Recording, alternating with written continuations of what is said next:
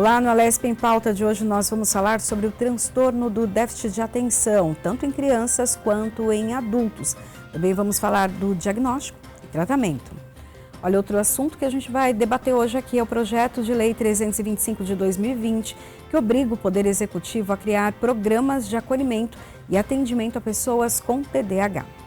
Para essa conversa eu recebo aqui nos nossos estúdios Thalita Paixão, que é psicopedagoga. Seja bem-vinda. Olá, tudo bem? Muito prazer. Eu sou psicopedagoga e é um prazer estar aqui com vocês falando desse tema tão importante que está em pauta agora, graças a Deus.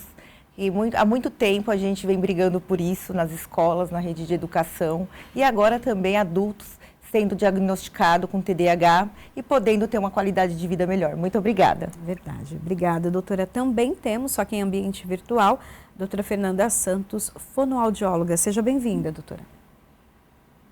Obrigada, é um prazer estar aqui com vocês, poder dividir o espaço com a psicopedagogia, que é muito importante, o trabalho, né, da psicopedagoga com a fonoaudióloga. Não dá para a gente ter uma evolução do paciente, sobretudo quando são crianças. Obrigada. Muito obrigada. Essa conversa vai ser bem produtiva, né? Para começar, então, doutora Thalita, vamos falar um pouquinho do que a gente consegue entender hoje como TDAH. Porque a gente vê hoje muitos casos, ou diagnósticos, ou a pessoa mesmo se fala, não, eu tenho, identifiquei, eu tenho. Vamos falar um pouquinho sobre isso, para que as pessoas entendam de verdade o que é? Claro. TDAH, transtorno do déficit de atenção e hiperatividade. Ele é um transtorno do neurodesenvolvimento. Então, ele causa um prejuízo para as pessoas que têm o TDAH. Por quê? Porque na parte pré-frontal que a gente tem da cabeça, onde a gente tem a nossa organização, é como se nós tivéssemos um monte de abas abertas. Um computador com um monte de abas abertas.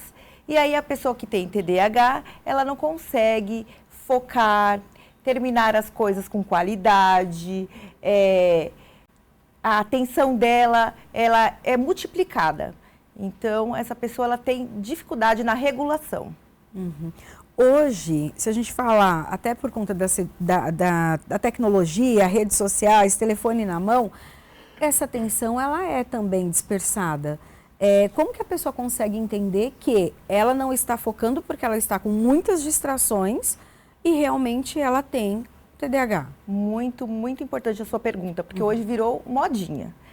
A gente pega muito diagnóstico nas escolas de laudo de TDAH e você vai olhar o histórico da criança e não bate. Então, é feito um questionário, é passado com a neuro, com a fono, que é muito importante, a gente encaminha para a fono. E aí, mediante essa ficha de anamnese que a gente faz, a gente vai vendo o histórico se bate com o TDAH. Então, desde os 6 anos, a gente começa a perceber a criança hiperativa demais, não foca na aula, na aprendizagem, muito dispersa, e aí a gente já vai encaminhando. Hoje em dia, com o uso da tecnologia, está todo mundo muito disperso, né? E nem todo mundo tem TDAH, não é isso. É um histórico. O TDAH ele é genético, então ele passa, é hereditário, ele passa de pai para filho. Então, tem todo um histórico. É muito importante procurar um profissional capacitado na área, porque não são todos que sabem diagnosticar TDAH e está todo mundo hoje achando que tem TDAH e não é. A gente vai falar agora com a doutora Fernanda também sobre isso, porque um dos profissionais ali envolvidos para diagnosticar, para realmente fechar esse diagnóstico, é o fonoaudiólogo, né? Doutora, fala um pouco para nós, tanto desse ter esse diagnóstico, mas também como o papel do fonoaudiólogo ajuda no tratamento. O trabalho da fonoaudiologia ele é muito voltado à atenção fina, mais delicada do tratamento, né? Você conseguir perceber a articulação de cada fonema envolve muitos sistemas, envolve o sistema visual. Agora, quando você está falando com você está me ouvindo pelo aérea, você está fazendo leitura labial e você está acompanhando uma gesticulação durante a fala. Então, para a criança que tem uma dificuldade desse foco, às vezes fica muito complicado ela perceber as nuances da fala, nuances de fonema, porque todos os nossos fonemas, eles têm um surdo e um som sonoro. Por exemplo, o F e o V, às vezes tem que troca, o T e o D, o C, o G, que é o C e o G de gato, o C de casa pelo T. Então, tudo isso aí, para a criança que tem TDAH, e às vezes tem associação com o problema de processamento auditivo, é muito complicado essa diferença de sons. Então, ela está falando para você casa, pensando que é casa, mas na verdade ela está falando casa. Ela tem que perceber que tem alteração tanto no som como na articulação. Então, é muito difícil para as crianças perceberem essa diferença. Então, você tem que trabalhar tanto a propriocepção da articulação como a percepção auditiva do som também. E, doutora, pode se confundir até com o diagnóstico de dislexia, que também tem essa confusão, às vezes, com as letras, com a escrita, ou não? São coisas muito diferentes. Até o que eu da dislexia, ela troca também os grafemas. Às vezes, e aí elas são crianças que têm dificuldade também na leitura, e aí são outras proporções. Às vezes tem associado também a parte de descalculia. Então, dislexia já é um diagnóstico mais complexo que envolve outras áreas. O TDAH está muito relacionado o que a Thalita falou, que é essa dificuldade de focar. São crianças, como a que eu vou atender agora no próximo horário, você tem que deixar a sala muito limpa, deixar mesmo a atividade que você vai fazer já separadinha, não pode ter acesso a nenhuma outra atividade. Você tem que trabalhar um processo de português e sempre começar e eles têm dificuldade de iniciar, de começo, meio e fim. Eles começam a atividade e não têm paciência para terminar. Então, está muito relacionado a isso que ela falou, como se tivesse várias abas realmente abertas e eles querem acessar tudo ao mesmo tempo. E daí, Thalita, até frente a isso que a doutora Fernanda falou, na sala de aula é um lugar em que dá para se perceber bastante, né? Muito. Essa questão. Eu tenho 20 anos na área e eu sou TDAH.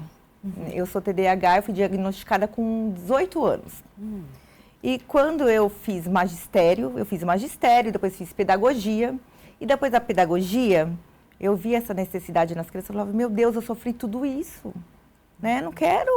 Eu não quero repetir o erro que fizeram comigo lá na infância, na adolescência. E eu preciso fazer alguma coisa para mudar isso dentro da sala de aula, dentro da rede de educação. E aí eu fui me especializar, né? Eu me especializei em inclusão, em TDAH e autismo e fui fazer mestrado na área do comportamental. Justamente para ajudar essas crianças, porque eles são rotulados como insuportáveis, mal educadas, crianças que não prestam atenção, bagunceiras, que tumultuam a aula. E, na verdade, a criança não consegue ficar parada ali. É um barulho a cabeça dela. E aí é o que a nossa amiga falou aqui agora. Se você não fizer uma atividade dinâmica, que tenha começo, meio e fim, dinâmica, essa criança vai se perder no meio do caminho. E ela vai tumultuar a aula, ela vai sim. Ela não consegue ficar parada, né? E como eu tenho cabeça de TDAH, eu sou acelerada, né? Eu precisei aprender a lidar comigo e criar uma didática de uma forma simples para poder passar para essas crianças. Então, eu falo que o simples é mais. Então, eu já sei lidar porque, né? Uma cabeça de TDAH falando com outra é mais fácil. Então, eu faço as atividades dinâmicas, mais rápidas, com começo, meio e fim, prestando bem atenção nos fonemas. Professores de primário, né? Eu dou especialização, eu ensino como pegar esse caminho mais curto para facilitar a vida de quem tem TDAH, porque é um transtorno muito grande que deve ser levado a sério, assim como o autismo, assim como qualquer outra doença. Porque só quem tem sabe como é, e na rede de aprendizagem, o quanto essas crianças sofrem desmotivada, porque elas se sentem incapazes.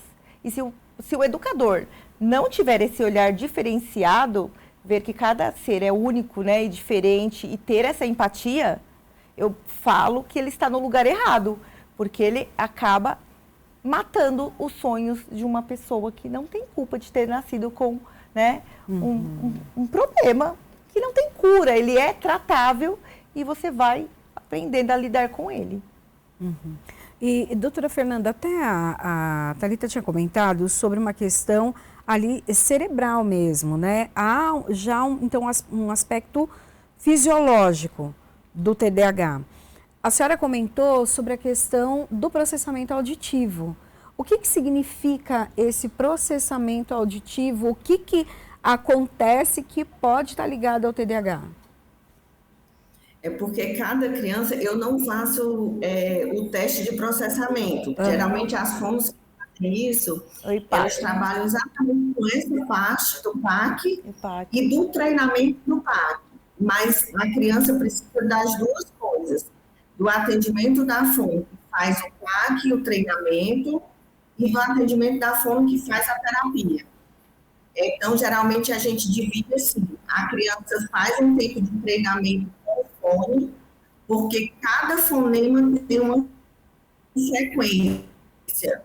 E aí ela vai trabalhar aquelas frequências exatamente que aquela criança tem dificuldade. E a fono na terapia, que é o que eu faço, conseguir fazer com que aquilo aconteça de forma funcional.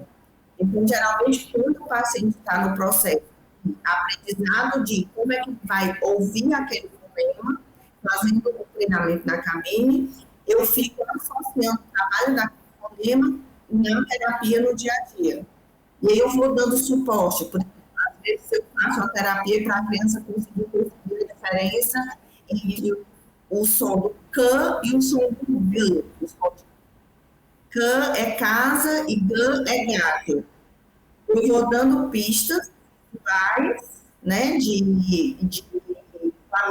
com a minha articulação, e ele ouve com atenção, e com o tempo eu vou tirando as pistas, para ele ser capaz de distinguir, mesmo sem eu dar tantas pistas.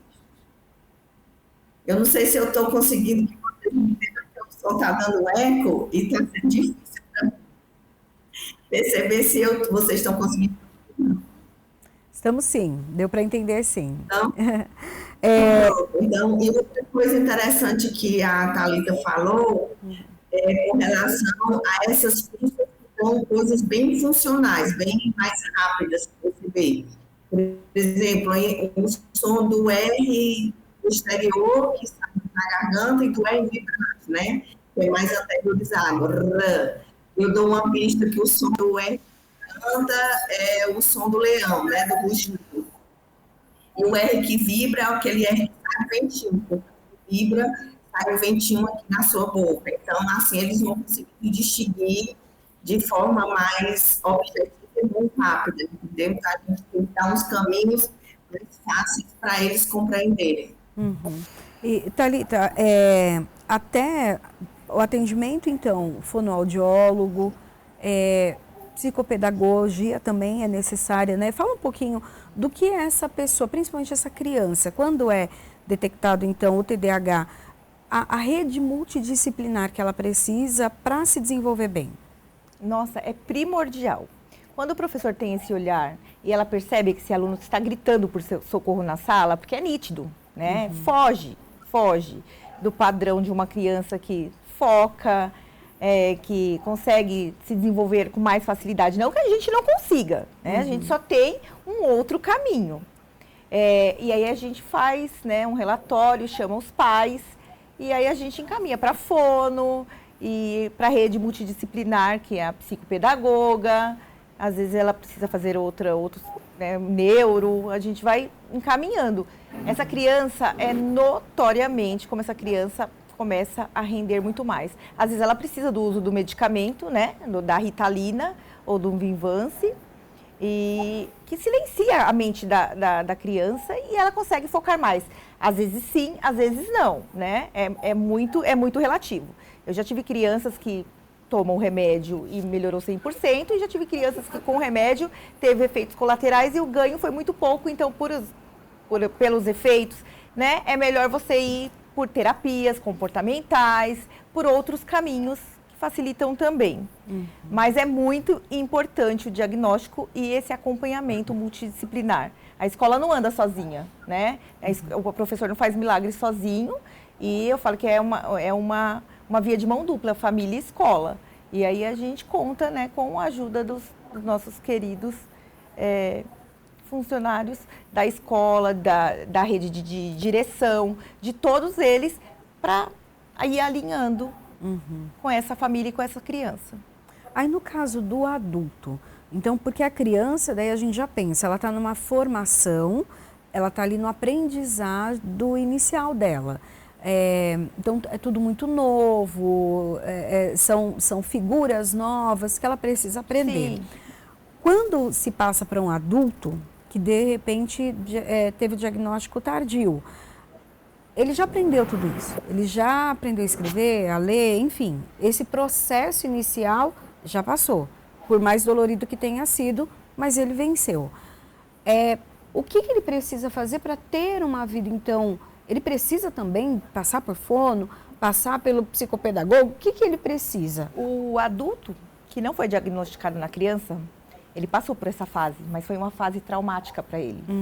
Então, ele tem ali, vários traumas, várias frustrações, porque ele é um transtorno do neurodesenvolvimento. A gente tem uma alteração no cérebro, né? Na parte pré-frontal que fica na frente da gente, é tudo desorganizado.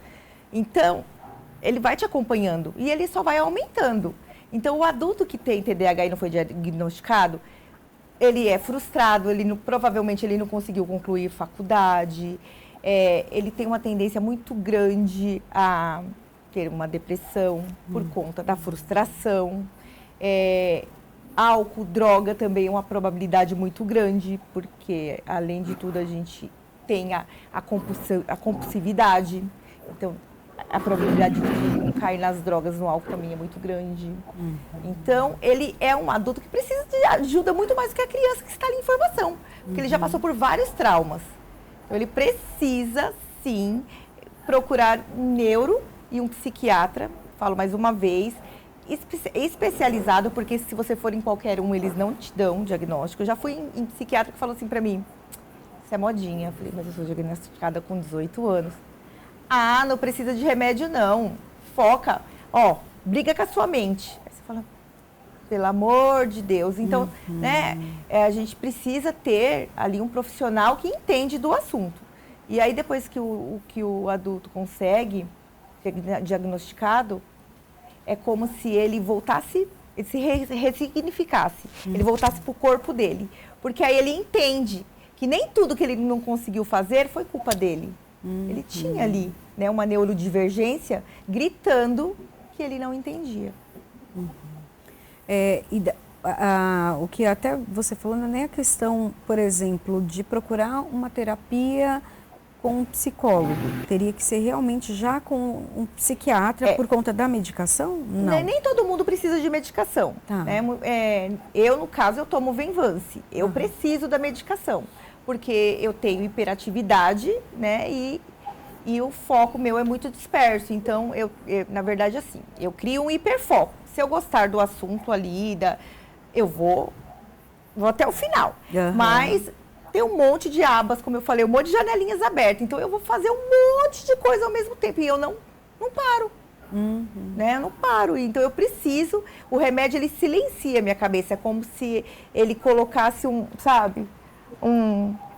como que fala? Um tampão TDAH, ali, né? Um tampão. E silenciasse o barulho e eu conseguisse me centrar mais e acalmasse. Mas nem todo mundo precisa do medicamento. Pode ser que com a terapia comportamental ajuda muito.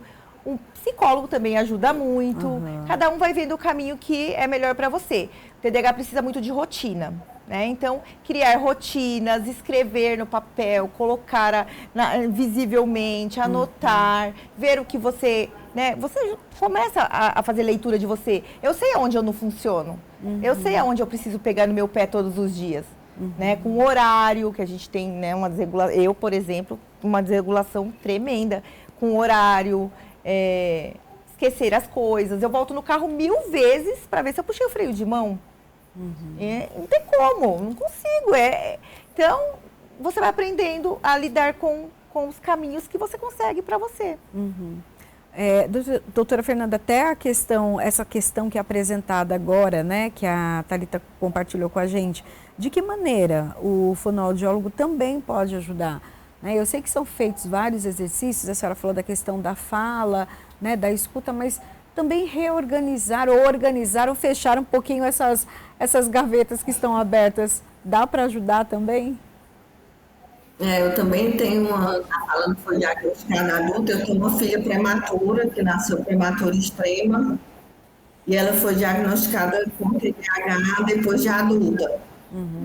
Então, é muito difícil realmente organizar esse dia a dia, os horários.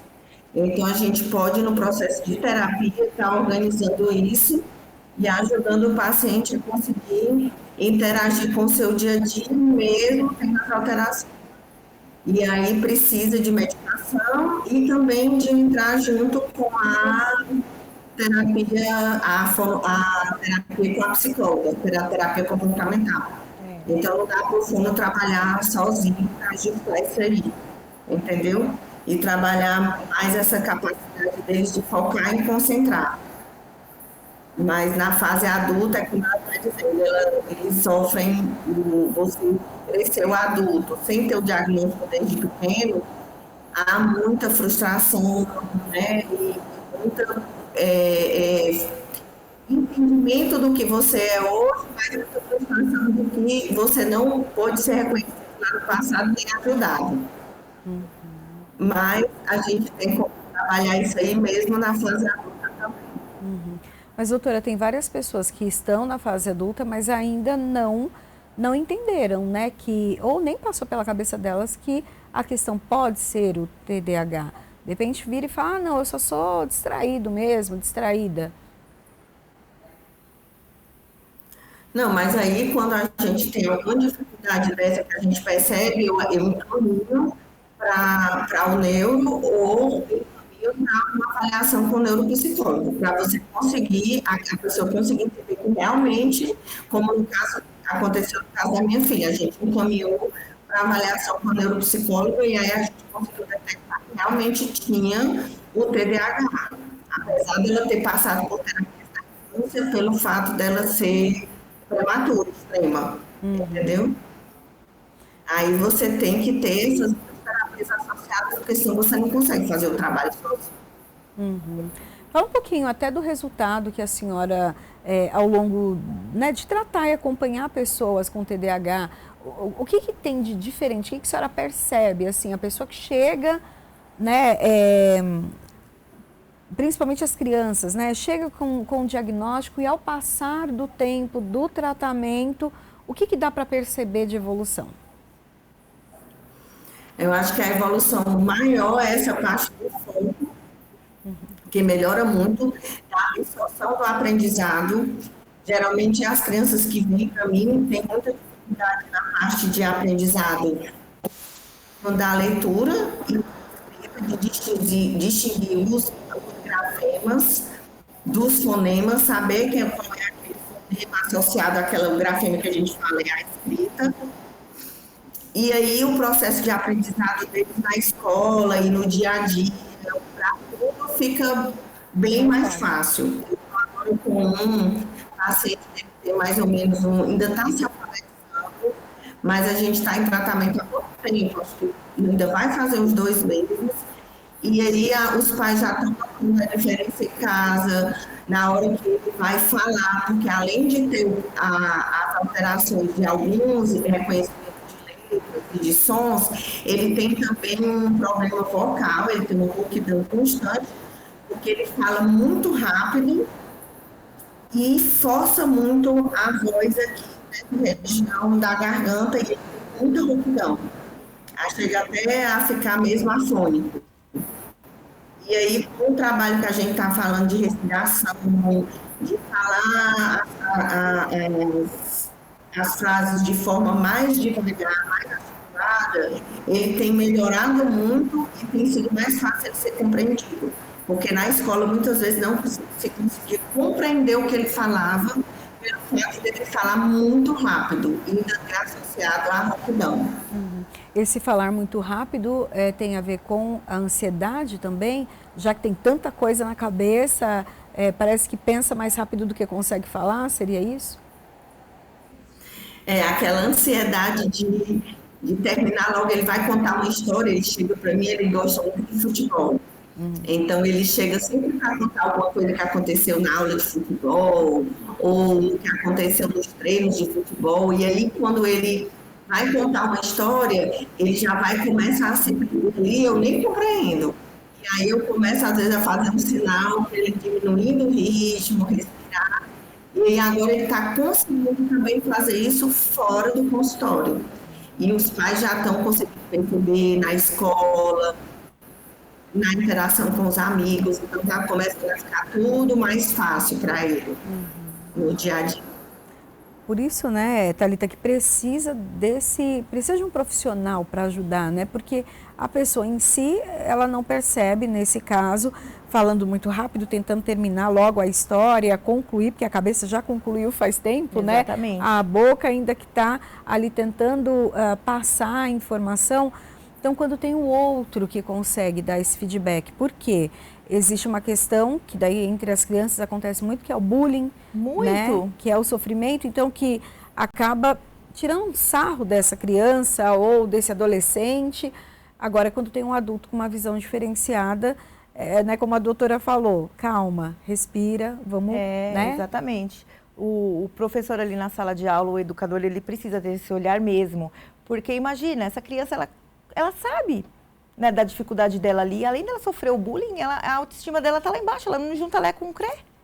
Né? E quando, o que a doutora falou, quando ela começa a entender o fonema com o grafema, que ela vê, faz sentido a letra com o som, imagina, ela descobriu o mundo, ela começa a se sentir o máximo ali. Ela é como se ela se enxergasse. Eu sou capaz também. Isso faz toda a diferença. E no adulto a mesma coisa, né? Quando ele é diagnosticado, ele começa a entender que nem tudo que ele não conseguiu foi por culpa dele. Então, é como se ele ganhasse uma nova chance de vida. Olha a importância de um diagnóstico de uma pessoa com TDAH. Bom, até a doutora acabou de falar para a gente um caso de paciente dela e ela já está com horário aí para atender um novo paciente. Então, eu já quero me despedir, agradecer também a doutora Fernanda Santos, que é fonoaudióloga, pode dividir um pouquinho com a gente da experiência que ela tem no atendimento às pessoas com TDAH. Agradeço, doutora, também 2 considerações finais para a senhora aí, para se despedir. Eu vou só complementar aqui, que eu acho que foi importante esse encontro aqui com a Thalita, porque eu também tenho uma experiência em casa, né, com a minha filha mais velha, e o quanto é importante a gente poder contar com profissionais que possam ajudar as crianças, os adultos, enfim, nesses processos em que a pessoa tem algum tipo de alteração no desenvolvimento, mas nem por isso ela precisa ser excluída da comunidade, nem por isso ela precisa deixar de ser ajudada. Pelo contrário, ela precisa de mais ajuda, de mais acolhimento, não só ela, como a família também. Então, eu comecei a trabalhar por causa disso. Eu tive 2 filhas, todas 2 tiveram alteração do desenvolvimento e eu não tive ajuda na minha época. Então, hoje elas já são adultas, mas é muito importante realmente a gente poder ajudar essas famílias e ajudar essas crianças. Então, eu agradeço a gente estar aqui no momento falando sobre isso e dividindo mais informação. Obrigada, eu que agradeço. Eu que agradeço, foi um prazer. Bom, até então, continuando o nosso papo aqui com a Thalita Paixão, que é psicopedagoga, até A doutora Fernanda comentou agora sobre a falta de apoio, né? Ela não teve isso logo ali no comecinho, com as filhas hoje adultas, mas ela precisava e ela correu atrás, se formou para poder ajudar. A gente também tem um projeto de lei em tramitação aqui na LESP, o 325 de 2020, que fala sobre a criação do programa de acolhimento e atendimento a pessoas com TDAH. Eu acho, vamos até separar um pouquinho essas duas palavras, acolhimento.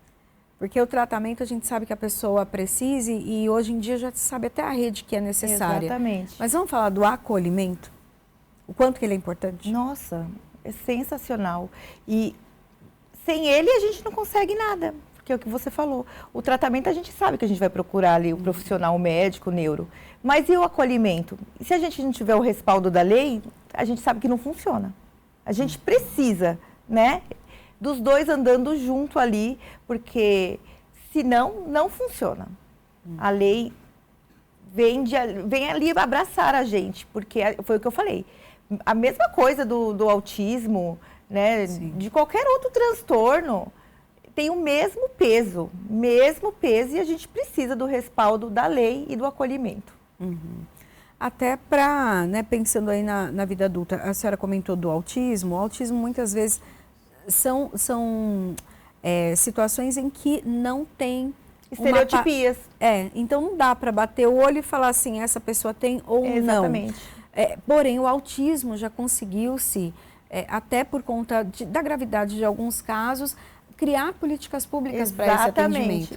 Agora o TDAH... Respaldar na lei, exatamente. No autismo, você consegue um respaldo na lei.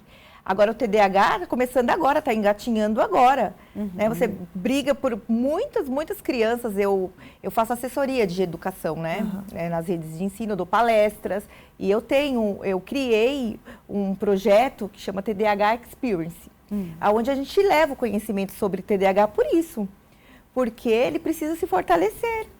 A gente está engatinhando e é muito latente para quem tem essa rede de apoio que a gente precisa. O que é essa rede, até quando a gente fala desse projeto de lei, o que esse programa precisa ter realmente para oferecer acolhimento e oferecer tratamento? O que ele precisa? Na escola, uma criança que ela é laudada com TDAH, ela precisa que a escola veja essa criança como um ser único. Então, as atividades têm que ser adaptadas, sim. A prova não tem que ser igual, ela não tem que ser exposta. A sua prova é diferente do outro. Mas, dependendo da necessidade da criança, a coordenadora, né, a pedagoga da escola vai olhar, essa criança tem direito de uma prova adaptada. Se ela é mais visual, uma prova mais curta, um texto mais explicativo, mais curto, porque não vai assimilar aquele texto enorme. Então, essa criança precisa de adaptações, ela precisa de suporte, terapias mesmo. Rede particular ainda você consegue. Agora, no público, é mentira. Não temos rede de apoio, é muito difícil você encontrar um tratamento. Um médico que apoie uma criança, um adolescente, até um adulto com TDAH, é muito superficial. Então, a gente está muito sedento de ajuda em todas as áreas. Então, ter um programa, né, que faça esse diagnóstico precoce. Eu acho que a escola aí é a parceira, né? A palavra é essa. Ter um programa que faça um diagnóstico precoce, porque não temos e está muito difícil. Eu encaminho várias crianças, vários adolescentes, e eles vão e falam, não tem médico. Eu não tenho dinheiro para pagar, a gente não encontra. É muito difícil. Aí que a gente vê, então, a importância de um programa, Nossa, né, um projeto de lei como esse, né? Eu que estou, assim, brigando por isso já tem um bom tempo. É gritante, chega a doer, sabe? De frustrar, você fala. Você ajuda daqui, mas trava, não tem suporte. Você até comentou sobre a questão, por exemplo, da prova.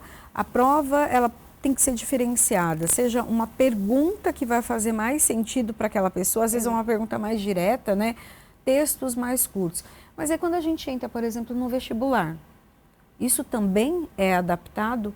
Ou a pessoa que tem TDAH, ela vai enfrentar o vestibular igual como de qualquer outra pessoa? Foi isso que você falou do autismo, e o TDAH não tem esse respaldo. Eu, por exemplo, hoje é porque eu brigo muito, eu tive que, né, brigar com a minha mente para me aprender a ler um texto longo, livros, até porque, né? Como que você vai ser uma educadora se você não é uma leitora? Não tem como.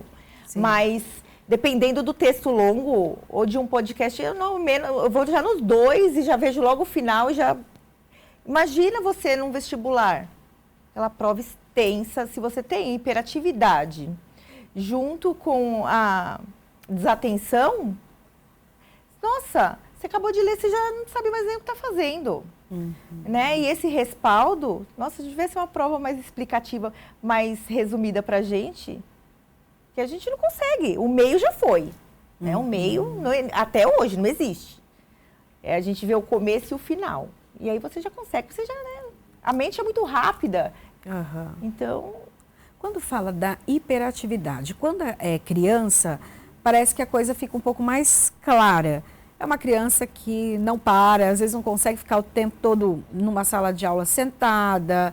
Tudo bem que criança normalmente... Sim, é normal, né? Mas essa criança, ela tem um comportamento diferente que às vezes é entendido até como má educação ou uma criança difícil. Mas, na verdade, ela tem a hiperatividade. No adulto, como consegue se notar? Uma pessoa pode falar, eu sou muito ativa. Mas isso pode dar indício que há uma hiperatividade ou não? A hiperatividade, ela acontece só na mente? Não, a gente dá indícios corporal também. Porque eu estou me segurando aqui, mas eu mexo muito o pé, eu mexo muito a mão, eu olho muito para os lados, ando para lá e para cá muitas vezes. Então, às vezes, a gente tem o comportamental também. Eu, para me desligar, é muito difícil. O corpo grita bastante. Então, tem vários tipos de estereotipias. Tem pessoas que não, que é o barulho é só na mente, né? Que é a desatenção. Mas o hiperativo, ele é ligado no 220. O envolvimento em várias atividades pode ser identificado como... Pode. Também hiperatividade. Certo. Você quer fazer tudo... de tudo um pouco, só que você não consegue concluir tudo, né? Porque quem foca em muito não faz nada. Isso pode ser um sinal também, a pessoa que não consegue terminar o que começa? Pode. Também. Pode, mas foi o que eu falei. O TDAH, ele é hereditário, ele é genético. Então, você vai buscar histórico lá da sua infância. Se você buscou o histórico da criança, e aí você vai puxar dos pais, né? Porque ela pegou de alguém ali. Não é uma coisa que, nossa, tô com TDAH. Não. Ele está dentro de você e você vai sofrendo ali as consequências dele. Quando você fala o sofrimento, a gente já citou o bullying, mas quais outros... O bullying e às vezes a frustração por não conseguir, enfim, conseguir concretizar sonhos. O que mais que a gente pode entender como sofrimento? É um sofrimento interno, sofrimento de dor. O que é esse sofrimento? A pessoa com TDAH, ela sofre vários estigmas. Então, ela é estigmatizada o tempo todo. Ela tem um rótulo. Ou ela é o menino maluquinho, a menina maluquinha. É a pessoa que não para de falar, interrompe todo mundo, não consegue. Ou frustração por não ter terminado nada. Então, ela já tem isso com ela, né? Fora o sofrimento interno, porque a sua cabeça não para, né? A sua cabeça tem um monte de coisas abertas ali o tempo todo e você brigando para focar em uma coisa só. E é real isso, é real isso. Eu brinco que eu consigo fazer um monte de coisa ao mesmo tempo, né? Eu falo, Thalita, calma, socorro, espera, calma. Então, a mente cansa, o corpo não percebe, né? E fora os estigmas da sociedade. Até a questão desse cansaço também, né? O cansaço é um cansaço mental, físico, mental. Como que você pode até falar dele? Porque às vezes as pessoas estão em casa, estão nos assistindo, podem olhar e falar assim, não, é só porque eu sou agitado demais, ou vai estar, de repente, nesse cansaço e fala, não, peraí, acho que realmente tem alguma coisa diferente que eu preciso ver o que é, né? Foi o que eu falei. Se a pessoa ela é muito agitada, né, e a cabeça dela, ela percebe que tem um barulho muito grande, que é uma perturbação, ela não consegue focar em nada, ela tem muita dificuldade de focar. Se ela não termina muitas coisas, ela pode sim procurar eu falo neuro, eu prefiro neuro, né? Tá. E aí ele encaminha depois para fazer uma anamnese, um neuroespecialista em TDAH ou um psiquiatra, que também é muito difícil, dá para contar nos dedos quantos profissionais bons tem aqui, por exemplo, aqui em São Paulo. E aí ela vai fazer essa anamnese, ela vai ver se ela tem, puxando o histórico da infância e da família.